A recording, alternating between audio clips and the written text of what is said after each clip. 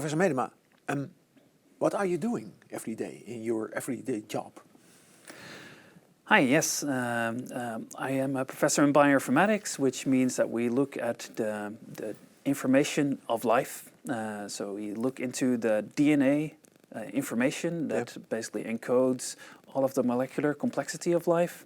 And specifically in my research group, we try to decipher the chemical language of life. So all the small molecules that plants, bacteria, fungi, and also animals make to interact with each other. And we do that by looking into their DNA. Oh, it seems very difficult. Everything is difficult if you In don't know science. much about it. But of course, when you learn about this for a long time, then it's actually quite And you love fun. it? Yes, absolutely. I think And it's why? really exciting to, well, also to combine computer science and programming to understand actually the mechanisms of life at their molecular basis, to look really at how is all of the life forms around us, all of the interactions that they have, how does that all work, and can we read that into, well, from the language of life, from the DNA, can we understand how all of that is happening? That's I find that super exciting. I can understand, yeah. I should have a lot of questions about this, but first, have you always been a Christian? Not always. I grew up as a Christian in a Christian family, and well, I was taught the Christian faith as a kid, and in general, well, for the first years I never really questioned it.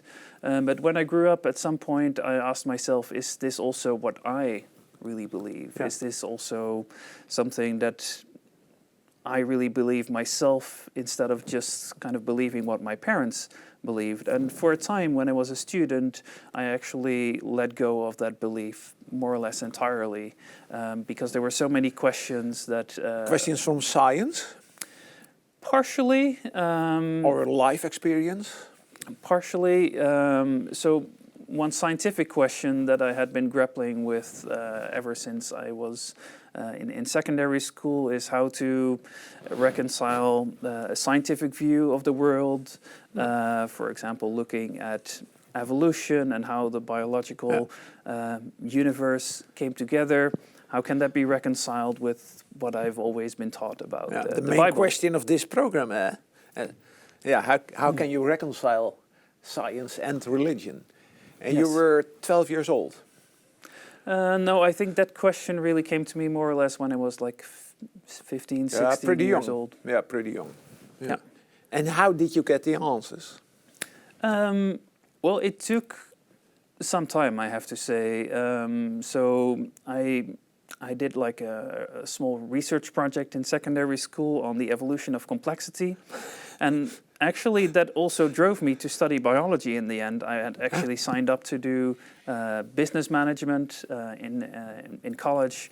But then I kind of unregistered there and decided, okay, I find this question so fascinating. I want to study biology. I want to study how life works, how it works at the molecular level, and how it has come about. It was a personal question, not only a scientific question. It became a personal question. Yeah. Yes. Aha. And what I expected was, when I then went to university, having brought up with this Christian worldview, I expected a kind of hostile environment, so to say, where they would kind of try to make sure I wouldn't believe anymore. But this was not what I found at all. In fact, I actually had very constructive and very good conversations also with the professors. And gradually, over the years, I found out that actually the view from science, where we look at, well, indeed, how life works at the molecular level, and also how it has come about, is not in competition with what I was always taught about God and faith, but in fact can enrich it. But this took quite some years for me to realize, because I had always thought, and I think many people had always thought, that there was basically a competition between either natural causes that you can study with science and God. So it has to be either or, I always thought. And are those two separate worlds, or are they not in conflict? Or you can combine those two worlds, science and religion. There are people, they say, oh, they are separate. So during the week I'm a scientist, and on Sunday I'm going to church. Well, is there an interaction between those two? In a way, I see them as beautifully complementary. Science allows us to answer a lot of questions which are about the how. How do things work? What are the mechanisms? How do things, how did things come about? And faith is much more about the why questions. Why am I here? Why is there something rather than nothing? What is the purpose of life in general, but also what is the purpose of my life? So, and this, of course, as a scientist, it is nice that whatever you believe, you can do science. You can study these how questions, whether you're an atheist, whether you're a Christian, whether you're a Muslim, we can all do that together, and that's beautiful.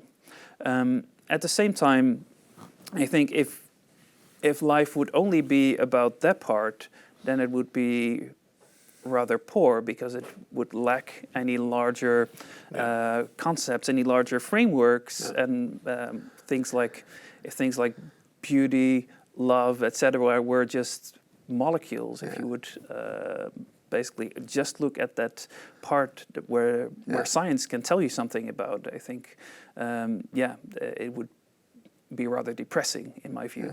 But is there a scientific evidence that there would be a purpose in your life, or is that only a hope, a dream, a belief? So are those separate worlds, if you say, there's a purpose in my life, it's not coming from evidence or from a scientific world, I suppose? Yes, of course, they're not totally, so there is some interactions. They're not totally there's an overlap. Separate, especially, so I said science is a lot about the how questions, faith and religion is a lot about the why questions, but they meet each other in the what questions, because there is a physical, there are facts, there's things that we can see, observations and experiences that we have that you can study both from a scientific point of view and from a religious point of view. And I think that is where the two actually meet. And also when I look, for example, at how the universe is structured, where you see, for example, fine-tuning, where the universe has, there are certain physical laws and constants in the universe. They're there. And if they would only be slightly different, then either the universe wouldn't exist the way it currently is, or it would fall apart, but it would especially not generate something as complex and wonderful as life. I mean, it's rather remarkable that in a universe with all of these atoms, but at the same time the vastness of the universe, that's something, you are looking there. that's something as complex as life actually comes about. I mean, it would have, if there was nothing else than just the universe, it would have been much more logical that, in my view, that it would just have remained some kind of soup. Why would something like us? Why would we be having this conversation if we're nothing more than matter? Do you say that it is more likely that there is a God or a supernatural being than no God, no supernatural being? Well, likely, logic. Likely is a difficult word, because I don't think you can put any mathematics onto it. There's no way we can compute it. But when I put all the evidence together, looking at how does the physical world, how does the universe look like, and at the same time my personal experience of love, beauty, hope, these things I could also try to explain just from molecules, but when I look at the structure of the universe and I combine it with the personal experience of life that I have as a person, I find it much more logical that indeed the universe has a purpose and there is a God. You use the word logical. Yes. Yes. Is it logical, more logical to believe in a God than not logical. Yeah, more. I would Other words, yeah. Well, I think there is. Well, logic can also be quite rigid. Yeah. But yeah, I would say it's more. I don't know what would be. Yeah, probable also kind of indicates that you would be able to compute it. But if you put everything together, it's more compelling. Maybe that is the best word. Yeah. And indeed, maybe that also actually links to in the end when you look at all the evidence, basically everything we can see, observe, both in the physical world, in science, and in our personal experience, in the end, it remains a choice and a leap of faith and you need to be compelled to be able to make that step and say, okay, I actually believe there is a God. There is no scientific proof, there is no mathematical proof, no formula that you can put to it that will give you the answer. In the end, you need to be compelled. And I have been compelled in the end, but it took time. You said a leap of faith. Yes. Can you explain that? A leap of faith. What's that?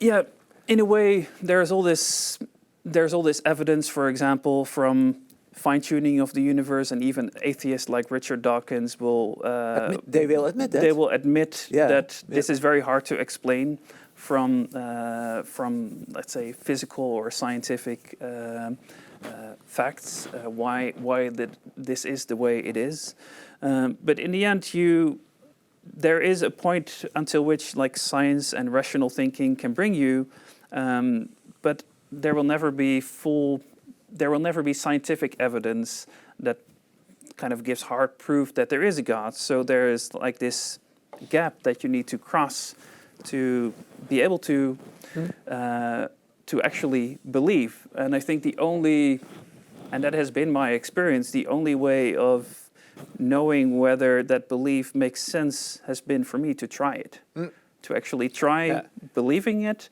and seeing if it works, seeing if actually believing in a God and actually not only believing in a God, but interacting with that God. For example, praying. I mean, when I didn't really know for sure whether God really existed and I started praying, it was like, okay, what will happen? I don't even know if he really exists. I don't have any proof. But the only way to try that out or to kind of know whether that works, whether that is real, is to try it and to see what happens. Yeah. And something happened? Yes. I mean, it's not always that you can point at a specific event and say, okay, this is God. And in many cases, my experience has been that actually during an experience, when I go through something, that at that moment I don't see God, but when I look back. Then I can see, well, God was actually present and acting here. Yeah. And of course, maybe that sounds a bit vague, but for me, that is really, in the end, also it's where I see love, where I see hope, where I see beauty, especially sometimes just in a moment of silence, but sometimes also looking back at things I've experienced personally, I can see, well, God is and was really present there. It took a long time, you said, becoming from a agnostic view, maybe, when you were 16 years old, until now, or until later years. Do we have to think that, okay, it will be a long time? It's not a split second that you came into the belief that there is a God and a supernatural being. Yeah. How many years took it for you? Maybe it was about 3 or 4 years of wrestling with the big question. Yeah. First of all, is there a God in general, and do I find that compelling? And if so, is the biblical God? Then is it the God that I have always grown up with, or could it be any other God? Yeah. And then, in the end, yeah, that took for me about 3-4 years of wrestling until at some point I also felt compelled to basically try it out. And for me, that I did that by actually connecting to a Christian student society and connecting with fellow students and reading the Bible together, praying together, experiencing the faith together.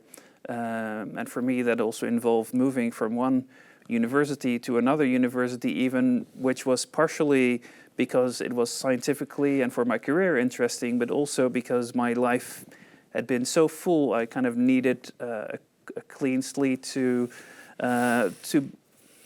have room in my life to try this, because otherwise I wouldn't have really time in my daily and weekly schedule to really get engaged and engage in faith. How important was that student life, discussing topics with students? Yes, this was very important to me. I mean, I of course read many books. I think during that time I maybe have read 200 books about 200? The big questions of science and are there 200 books? Oh, there are many more than 200. But being able to discuss that also with fellow students who are basically facing the same questions, who are going through the same process, that was super important because, in the end, no one of us can figure out all of these things on our own, even if you're, relatively blessed with a relative high level of intelligence. In the end, you need to connect to other people. You need to sharpen your ideas. You need to be asked critical questions and to ask critical questions to each other to figure out what makes sense. Were there role models in your life at that time? Not in Holland, for instance, but worldwide, or on the internet, or on YouTube? There was no YouTube, I suppose. Yeah, for me, what really played a large role as well is seeing that actually during that time there were a number of let's say, scientists who were a Christian and also believed and wrote books about this, and they actually wrote how they were able to combine scientific thinking and also accepting many things that we can learn and know from science, like biological evolution, learning about the universe, and that you can actually accept and enjoy these and at the same time believe in God and even believe in Christ, and that these things are not in competition with each other, no fighting, or do not have to be in competition with each other. I think that's important. And seeing that there are intelligent people who do world-class research and who are able to believe these things and live in this way was very important to me. Yeah. Do you have still doubts or questions about science and belief? I think it's in general very healthy to always have doubts. You are a scientist. You must have doubts. I mean, that's the essence. It's indeed a methodological way of thinking that we always try to doubt everything. And it also, I think, in faith, it is healthy to have, let's say, healthy doubts about things that you've always believed and always think, is this really the way it is? Why do I really? It's not dangerous to have them. Well, maybe, but maybe it's more dangerous not to have them because that can lead you to become, maybe fundamentalist, or to, in the end, not understand other people anymore. So I think, having doubts and daring to doubt also allows you to connect to other people and to keep also connecting to yourself, and for me also to learn new things about the universe and about God. Both. Yes. Yeah. One thing that I find maybe the most difficult area in general, and I think a lot of the main questions about science and religion in the end boil down to, is the problem of evil. Why is there something like I would avoid that evil in the world? Okay. I mean, it's such a difficult problem that, of course, and in the end, it's not really a scientific, a science and religion problem, but this is a theological question, philosophical and question, a philosophical question that yeah. people have thought about for thousands of years. Yeah. And haven't got any answers. Well, I think there are answers, but there are there's no answers that basically settle the debate and say, okay, this is it, now we know it. It's over now, and now we basically know how it works. And in a way, I would even believe that if that were the case, then that wouldn't actually make sense, because if evil made sense and if it would be logical and if it then it wouldn't be evil at all. Okay. What would you say to Christian students doubting Christian belief at the end?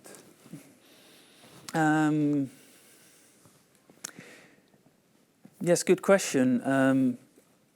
I think, first of all, that it's okay to doubt, and that actually thinking about things that you've always believed is healthy, and it's healthy to keep reconsidering them, but especially also do not do that alone, but have a community of people around you with whom you can, in a safe way, discuss these things and also interact, read the Bible, pray, have that engagement with God, and see how that in the end also relates to these questions.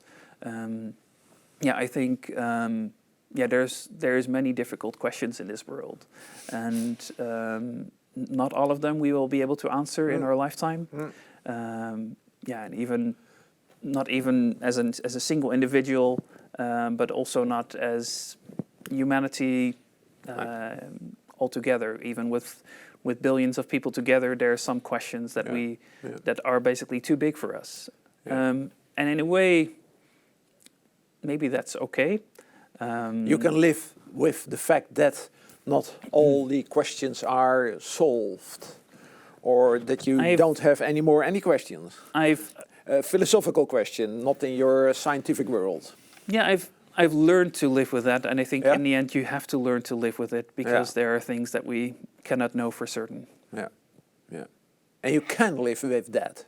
You as a person, you, Professor Medema, you can live with tough questions without any answers.